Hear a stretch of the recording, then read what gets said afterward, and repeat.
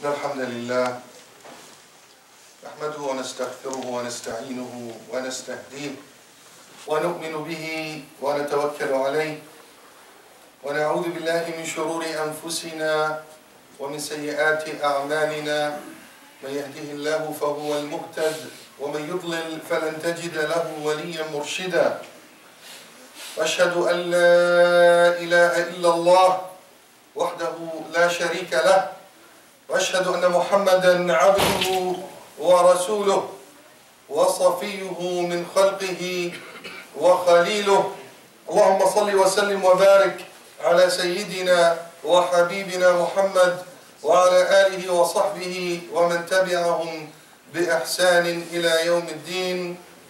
عباد الله، أوصيكم ونفسي المقصرة أولا بتقوى الله، فاتقوا الله حق تقاته ولا تموتن إلا وأنتم مسلمون. ثم أما بعد. All praises are due to Allah subhanahu wa ta'ala, the most gracious, the most merciful, and the best of his peace and blessings shall be bestowed upon his beloved Prophet Muhammad sallallahu alayhi wa sallam, upon those that follow his footsteps in the best of manners. يقول ربنا عز وجل في سورة طه في قصة فرعون, the famous story of Musa عليه وعلى رسولنا الصلاة والسلام and Fir'aun. When Musa went to Fir'aun to deliver the message, he asked him, قال فمن ربكما يا موسى. Fir'aun asked Musa and his brother Harun, he said, who is your Lord, O Musa? Musa عليه السلام said, قال ربنا الذي أعطى كل شيء خلقه ثم هدى. In a very important statement, Musa alayhi wa ala Rasulina sallallahu said, Allah subhanahu wa ta'ala, or my Lord is the one that created everything. Everything. All creations. And after creation, ثُمَّ هَدَى. And he gave every creation the means of guidance. He guided them all, meaning he gave them the means of guidance. Guidance to what? Indeed, someone will say guidance to Allah subhanahu wa ta'ala. But then we will ask ourselves a question. What kind of guidance? And how does it work? Is everybody guided? Does guidance mean, as we all know, a clear instruction? The clear instructions that come in a book, Al-Quran Al-Kareem, Sunnah, and Nabawiyyah Musharrafah. Does clear guidance mean people delivering the message, parents teaching their children, our respected shuyukh telling us what to do and what not to do? Indeed, this is an important means of guidance. But there is another extremely important tool of guidance, if you will, that we need to shed the light on, inshaAllah, today. A tool that's extremely important. A tool that might make a huge difference in you, in your children's life, and even in your life. What is this tool? In a famous hadith, where Rasulullah ﷺ, when he went through the Isra and Mi'raj, in the Hadith al-Isra, يقول رسول الله صلى الله عليه وسلم أتيت بإناءين. I was given two containers. أحدهما لبن والآخر فيه خمر. In one of the containers there was milk, and and the other one had alcohol, liquor. فقيل لي خذ أيهما شئت. And I was told, pick one of the containers, O Muhammad sallallahu alaihi wasallam. فأخذت اللبن فشربته. I took the container that's full of milk and I drank from it. فقيل لي هديت الفطرة أو أصبت الفطرة. Then he was told when he picked the milk over the liquor, over the alcohol, he was told, you were gifted with al-fitra. That's the key word for today's khutbah. أما إنك لو أخذت الخمر غوت أمتك. If you had chosen the alcohol, your ummah, your nation would have gone astray. So here Rasulullah sallallahu alaihi wasallam presented with two drinks, khamr and milk. And he naturally chose milk. Then he was told, هديت الفطرة أو أصبت الفطرة. You were gifted with the fitra, or you reached al-fitra. This is the fitra.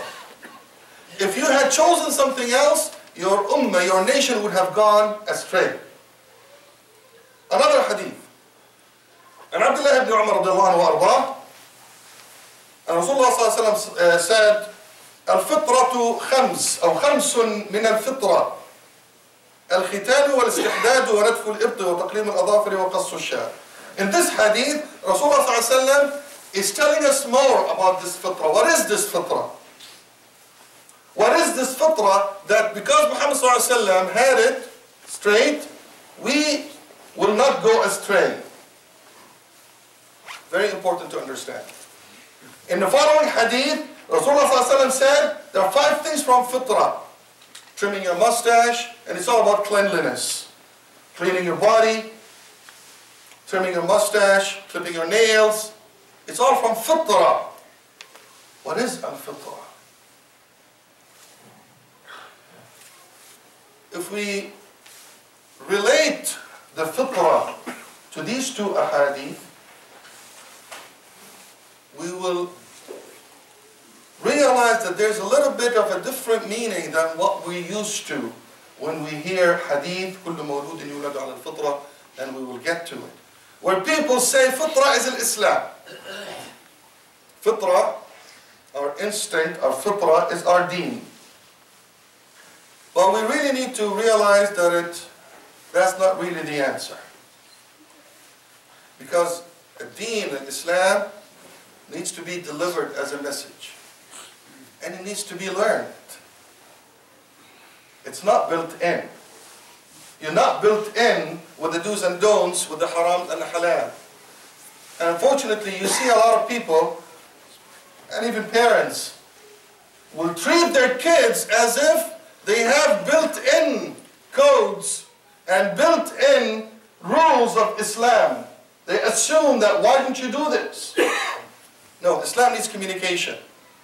It needs to be delivered, needs to be communicated. The fitra is something else. The fitra, as we see from the hadith, in the first hadith, there are 2 things that were presented to Rasulullah sallallahu alaihi wasallam, milk and khamr. And if you look at them, the hadith said, if you had chosen khamr, your ummah would have gone astray. That means, because you chose halib or leban or milk, your ummah is going to be on the right path.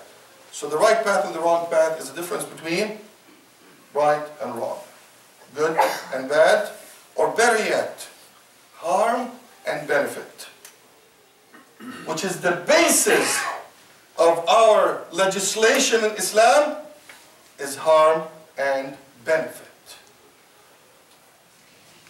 The khamr is harmful. No one denies that it's harmful.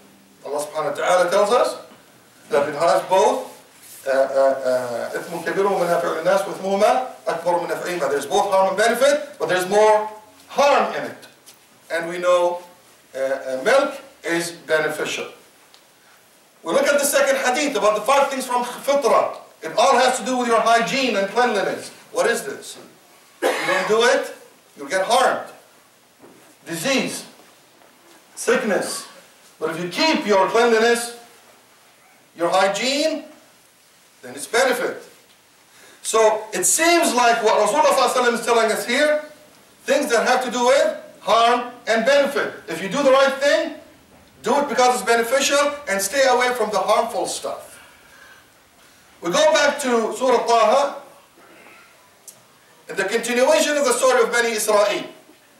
When Sayyidina Musa was able to leave with Bani Israel, there was a person called the Samiri, as we all know, who built عجلا جسدا له خوار, who built a small cow, and this cow was worshipped by Bani Israel. When Musa ﷺ came back, he asked Harun, why did you let them do this? Harun ﷺ gave them an important message. So this is Bani Israel being delivered with the Prophet, coming out of the atrocities and the brutalities of Fir'aun, but they made a choice that led them astray. They decided to worship a statue. Harun alayhi salam, when he was discussing the situation with them, blaming them for what they did, he brought out a very important point. He said, أَفَلَا يَرَوْنَ أَلَا يَرْجِعُ إِلَيْهِمْ قَوْلًا وَلَا يَمْلِكُ لَهُمْ ضَرًّا وَلَا نَفْعًا. Didn't you, or didn't they, notice that what you're doing has absolutely no harm and benefit for you? Didn't you use your harm and benefit analysis to help you make your decision on worshipping a piece of gold? Put the whole thing together, you would realize clearly that from Allah's mercy upon us humans, that He gave us a built-in mechanism that helps you distinguish between harm and benefit. And harm or benefit are the basis of our deen. So if you would think about it, if you're walking in a jungle and you see a lion coming, running towards you, would you run towards a lion and give it a hug? No. Because naturally, you would feel that there's something wrong by this image. There's harm coming towards me. You might have never ever seen a lion before, but the look is enough. Naturally, when you see a baby, would you think of this baby as something harmful and decide to run away from it? Or would you immediately feel that your heart is getting filled with mercy and good feelings and would want to approach the baby and hold the baby? This is why we immediately smile when we see children. Because naturally, we feel that it's not harmful. So same thing, this built-in mechanism that Allah subhanahu wa ta'ala gave us, that's called Al-FITRA, becomes an extremely important tool for us to navigate through the halal and haram, and for us, even for our children, which becomes even more important, because for the children that don't have enough Islamic knowledge, what would help them navigate through halal and haram? The idea of harm and benefit. So how is the idea, how is fitra, the idea of harm and benefit, and fitra related to Islam? The beauty here is, Islam and every religion revealed by Allah subhanahu wa ta'ala is a natural fit to that fitra, the nature that we have. Because Allah subhanahu wa ta'ala created us. And He gave us this natural instinct that's called fitra. And when He sends you the second part of the guidance, so that was the first part of the guidance, so you may protect yourself from everything harmful. And then He gives you a religion, which applies to all religions, that will even guide you more towards the benefit and help you push away from anything harmful. So if you have the right instinct and you follow the right decision, you live in peace. Because you're doing what your instinct is telling you to do. There is a beautiful match between your inside and your outside. And this is why you feel people, a lot of people, that just follow their desires in life, going against the instinct. This is why they're always depressed. There's an internal fight. There's an internal strain because their inside is not matching their outside.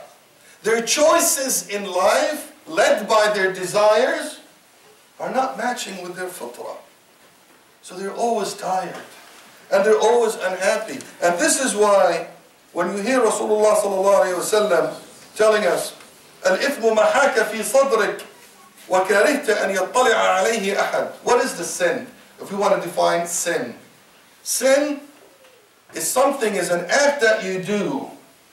However, when you do it, there's something in your heart that tells you, I don't want anybody to see me. I don't want anybody to know what I'm doing. And even in the worst of conditions, you do not see people cheating others openly. As a matter of fact, if they want to cheat you on a product, if they're mixing water with milk and they're telling you this is pure organic milk, they will not do it in front of you. Because naturally we reject this act. Moreover, in another hadith, Rasulullah ﷺ also told us, البر مطمئنت إليه النفس. البر, the good thing to do, is what your heart feels comfortable with. So there's this element of matching religion to the sound fitrah, and I say sound fitrah for a reason, is when you do the right thing, you feel it in your heart. And if you, la qaddar Allah, approach a wrong thing, you feel that you're doing something wrong. So your fitrah will help you navigate through the good and the bad and the right and the wrong, through realizing what's beneficial and what's harmful to you. And then when we know that everything that we're ordered to do in Islam is for your benefit and the benefit of the group and the masses, and everything we're asked not to do is because it's harmful to you as an individual and to the community, it will start making sense. So imagine if our children are taught Islam this way. First of all, their fitrah is being developed properly, knowing that everything is harmful we need to stay away from, and everything is good we need to do, and it's natural. They're not going to resist that. Then when you tell them Islam says this, then yes, it makes sense. The interesting part is I was talking about this topic to the children in the school here, and I asked them, what is the definition of good and bad for you? And most of the children said, it's whatever my mom tells me. And it's a good sense for the children to say, I'm doing this because I'm pleasing mother and father, or when they grow up, I'm pleasing Allah subhanahu wa ta'ala. It's a good sense, but it's dangerous. Because it's not relating directly to their inner guidance system. You're not activating their natural system. However, if this kid was clearly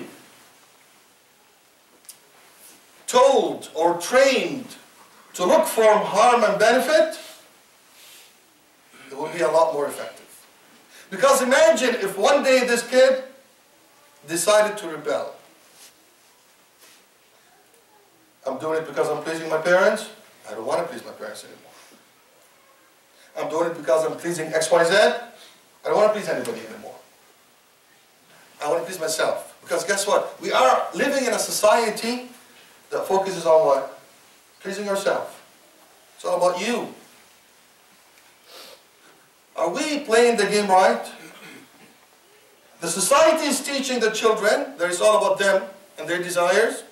And we're teaching them Islam is pleasing me, and is pleasing Allah subhanahu wa ta'ala, is pleasing Muhammad sallallahu alayhi wa sallam, and it's not about them. We're going to lose the battle. However, when we activate their fitrah and teach them it's about you, your harm and your benefit, then they will make the right choices. Then when they're faced with a situation where you're not around them to guide them, which is a lot, when they're faced with a situation when they feel, I want to care about myself, I don't care about my parents told me, then they remember that the harm and benefit is about them. It's focused on them, because Islam is focused on the individual as well. Then they will use this tool, and then inshallah they will be protected. And then inshallah they will not go astray. But we also need to know that this fitrah, it does not stay sound on its own. This fitrah is very vulnerable. This fitrah could change. Especially in a very open society where you have a lot of means to influence people's decision and understanding of good and bad and harmful and beneficial. Especially when we live in a society where there are groups of certain interest would want to convince you that the harmful is beneficial and that the beneficial is harmful. Because there are a lot of products out there. We know they're harmful. But no one dares to talk about the harm. They will talk to you about the benefit. This is why, as a sales technique, for those of you in sales, first thing you discuss is features and benefits. Talk to you about the benefits. Because in the science of marketing, what grabs your attention as a human being is your benefit and what kind of harm you want to avoid.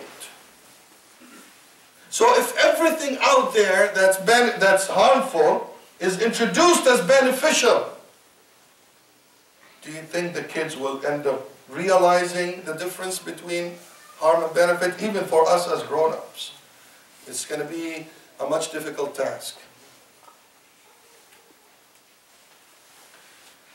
The sound hearts, the sound fitrah will make sound decision.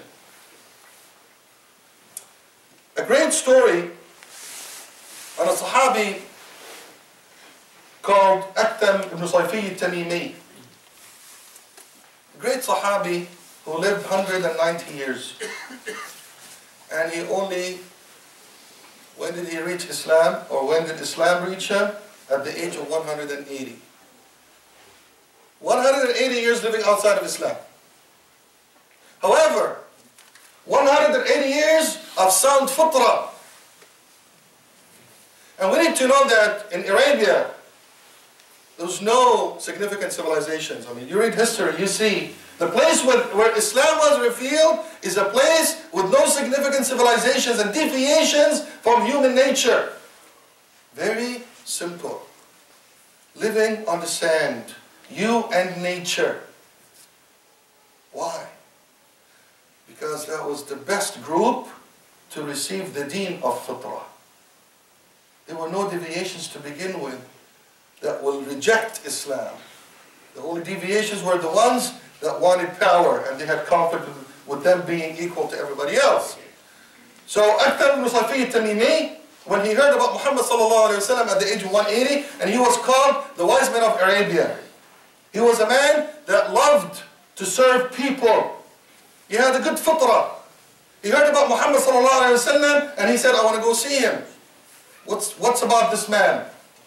So his people told him, no, we'll go, you stay here, you're our leader, he was the king of his tribe, and we'll go find out. What do you want us to ask him? He goes, ask him 3 questions.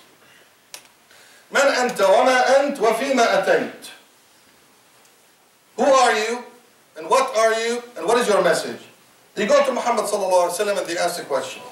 Question number one, who are you? Our Prophet ﷺ replied, Ana Muhammad ibn Abdullah. This is my name, Muhammad ibn Abdullah. What are you? He said, Ana Rasulullah sallallahu alaihi wasallam. Then they asked him, what's your message? And he recited salawatu rabbi wa salamuhu alayhi. إن الله يأمركم بالعدل والإحسان وإيتاء ذي القربى وينهى عن الفحشاء والمنكر والبغي. This is my message. They said, repeat it. These are good words. How did they know these are good words? In it, Rasulullah ﷺ is telling us, Allah subhanahu wa ta'ala is ordering you, this is my message, is asking you for justice. Is asking you for perfection, to do everything you do in the best way and best manner. Is asking you for ita'id al-qurba, to connect and maintain the connection with your family, and to take care of your family. These are good things. So people with good sound hearts and sound fitrah will say, this is amazing. What else? He is asking you not to. يَنْهَى عَنِ الْفَحْشَاءِ وَالْمُنكَرِ وَالْبَغْيِ, to stay away from obscenity, to stay away from things that are rejected by the commons, to stay away from doing someone injustice. Allahu Akbar. They took the message, they went back to the Sahabi. What did he say? As soon as he heard the message, he said, this is the right thing to do. Be the first one to follow Muhammad sallallahu alayhi wa sallam. How did he make that judgment? Because his fitrah was sound. And Islam fell on his fitrah perfectly and matched his fitrah perfectly. You will make the right decisions when you have the right fitrah. أقول قولي هذا واستغفر الله ولكم فاستغفروه لا يفوز المستغفرون.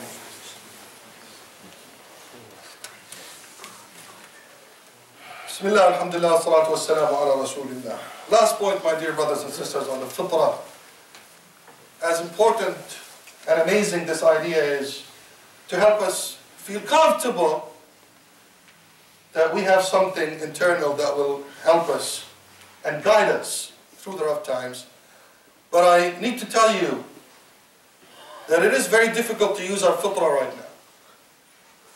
Because our fitrah is being tampered with the amount of intense attacks, if you will, on our brains. From media, from businesses, from movies, and I keep saying it, Disney movies for our children. What do they do to our children? They're just innocent movies. No, my dear brothers and sisters. They destroy the fitrah of your children. It literally destroys the fitrah of your children. They don't know the right from wrong. They don't know the good from bad. They don't know the harm from benefit. Because that's what they saw on movies. When they watch it over and over and over and over, when we're exposed to all the media and all the communications and all the social media, it's destroying our fitrah. And we really need to protect it. We need to be strong about it. Our jobs as parents, number one job, protect the fitrah first and then teach Islam second. Because if you teach Islam and the fitrah is destroyed, well, guess what? They're not going to receive it well. They're not going to do what Aktham ibn Sayfi did and said, that's the right thing, let me follow it.